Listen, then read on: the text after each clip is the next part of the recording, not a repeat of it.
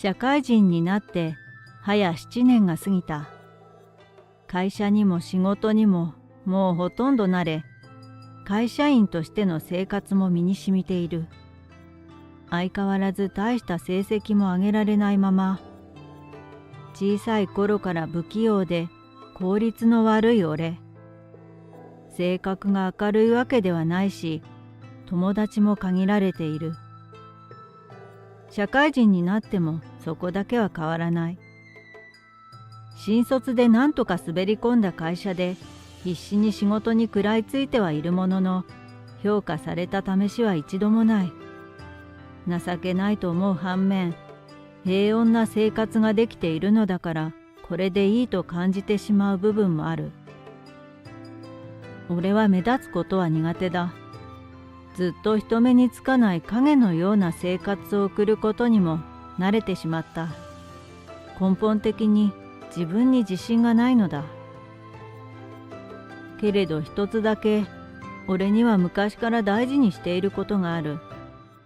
それは毎朝の日課として心を込めて掃除をすることだ。自分の住んでいる家はもちろん、勤めている会社もできるだけ自分の力できれいにしたい。毎朝早く家を出て始業前に会社に着くと、雇われている清掃員さんたちに混じって清掃をさせてもらっている。おはようございます。いつものように挨拶を済ませ、一人の清掃員さんに声をかけた。彼は振り返り、俺の顔を確認すると、にこりと穏やかな笑みを浮かべる。おはようございます。丁寧な挨拶。この人は会社で数少ない気心が通じる相手だ。彼は清掃員の一人で、堀さんという。半年前にこの会社に派遣された清掃会社の社員だ。普段から穏やかでどことなく品がある。俺が朝の清掃を手伝うことになったのは、ちょうど堀さんが来る少し前。清掃員として雇われているわけではないのに、なんだかんだで俺が堀さんに教えた仕事も少なくはない。その頃から俺たちは自然と話すようになっていた。自分の父親よりも年齢が上の堀さんと話すのはなんだかほっとする。他愛もない話をするだけでも俺の心は少し軽くなった。お若いのにこんなに掃除に熱心な方も珍しいですよね。廊下の水拭きをしながら堀さんは言った。確かに俺以外の社員でこんなことをしている人は一人もいない。珍しいというか、物好きというか、他人から見たら不思議な光景だろう。俺、両親が忙しくて、祖母の家で過ごしたんです。祖母は昔からきれい好きで、きれいにしていれば気持ちが落ち着くと教えられてきました。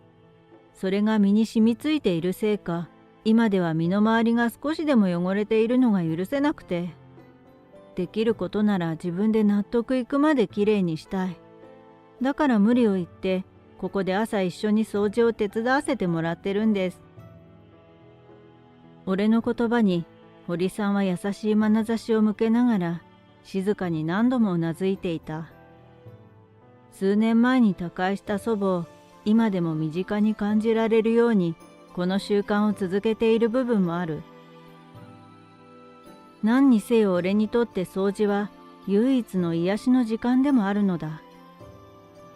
けれどそんな俺のことを目の敵にする人間もいる。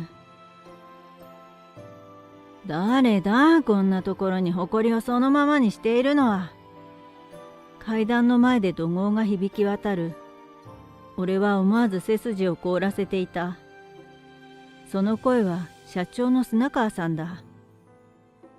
慌ててその場に駆け寄ると、社長は鬼のような形相で俺を睨みつけた。廊下にゴミをそのままにするな。俺が歩いた時靴にでもついたらどうするんだ。今すぐに片付けろ。ペコペコと頭を下げる俺を一別して、社長はふんと鼻を鳴らしてその場を後にした。まったく、使えないやつは何をやらせても役に立たないな。俺はお前を清掃員として雇っているつもりはない。こんなことをする時間があるなら少しでも成績を伸ばして会社に貢献しろ。そう吐き捨てて社長はずんずんと階段を上っていく。その姿が見えなくなるまで頭を下げていた俺は悔しさで唇をキュッと固く結んでいた。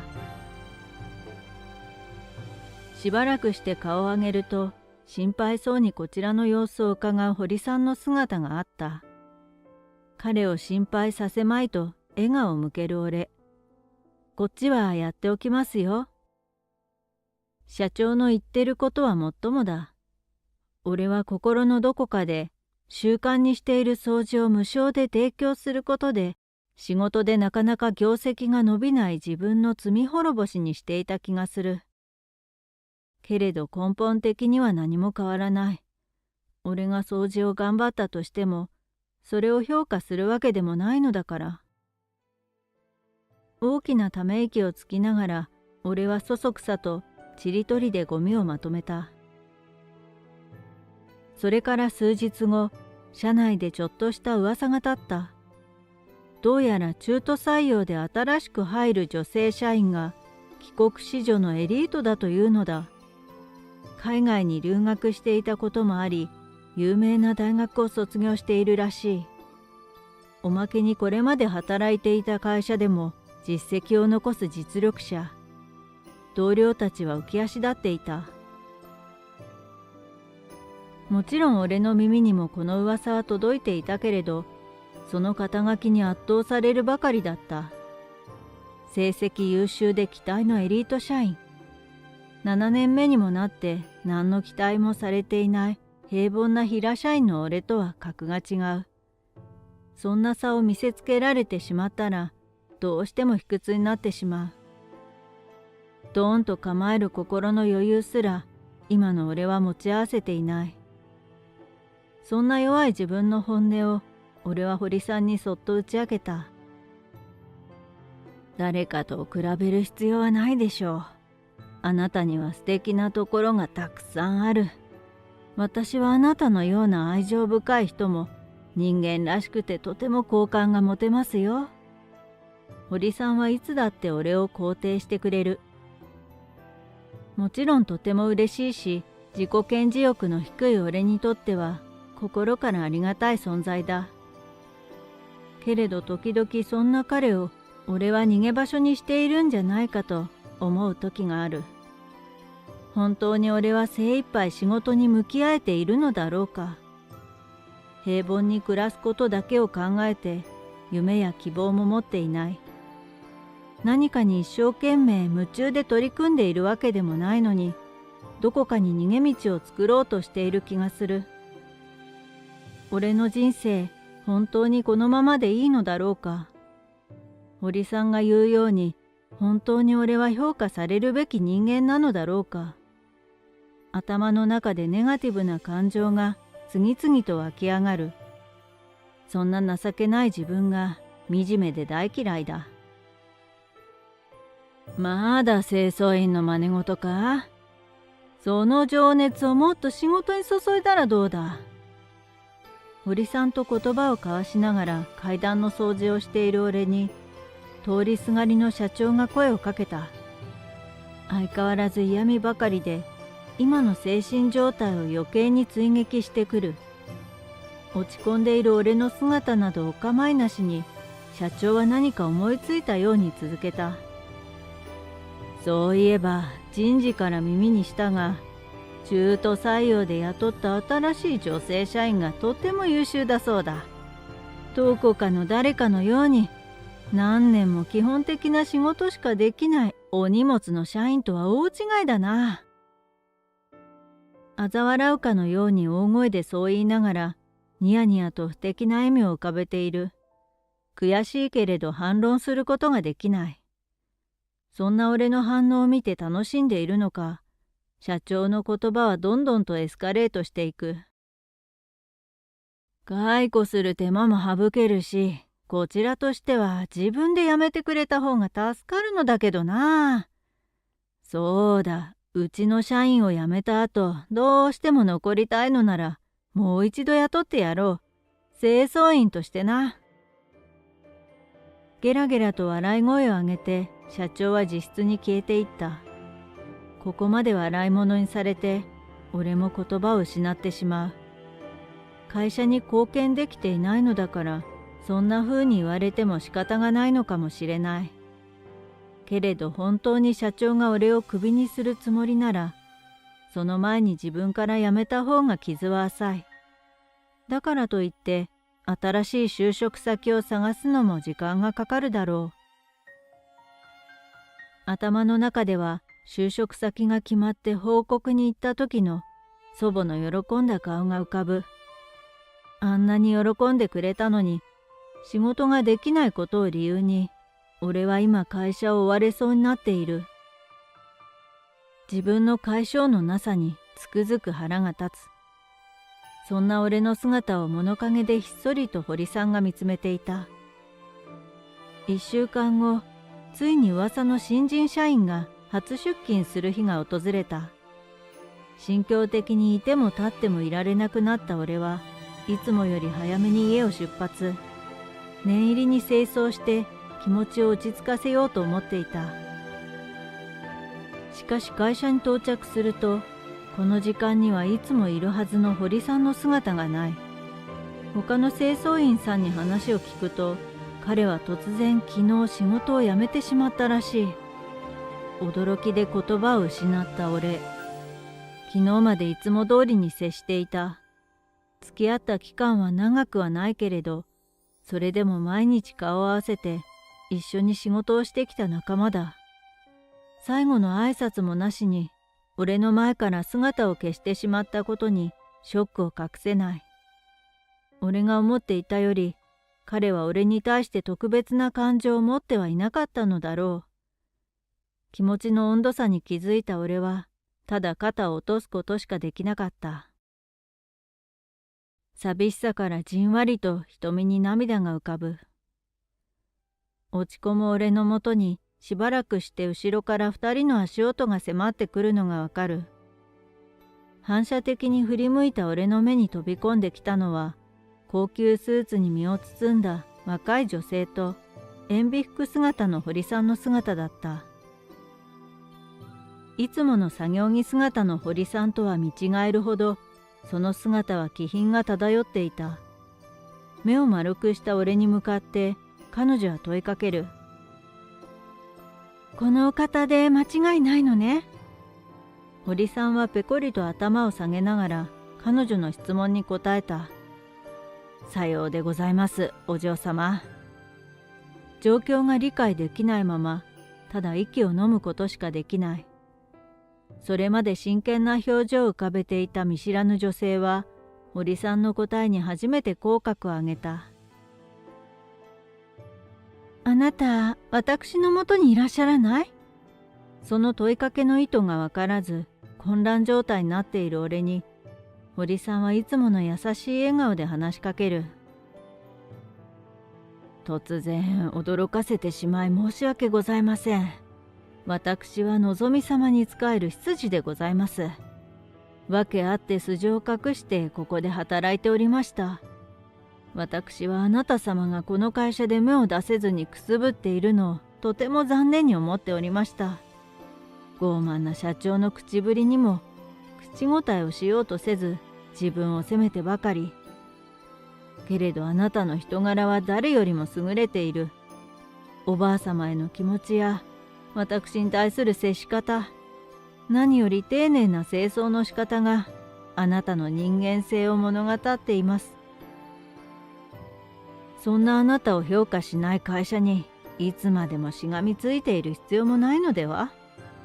まことに勝手ながらあなた様のことを主であるのぞみ様にお話しさせていただきました。私と一緒にのぞみ様のそばで働いてみませんか？いつも以上に丁寧な口調の堀さん。身分を隠していてもにじみ出ていた品格の良さはやはり本物だったのだ。驚きの中に彼の言葉から汲み取れる俺への愛情を感じ、再び瞳に涙がこみ上げてきた。この人は会社の誰よりも俺のことを気にかけてくれていた。そしてずっと俺のことを評価してくれていた。それだけでも嬉しくて胸が熱くなってくる。少し前まで勝手に辞めてしまったことに悲しみを感じていた俺だが、もう一度彼に会えたこと、そして今後の俺の身を案じてこうして助け舟を出してくれたこと、彼には与えてもらうことばかりで感謝してもしきれない。とめどなくあふれる涙でにじんだ景色。俺は必死で何度も何度も二人に頭を下げていた。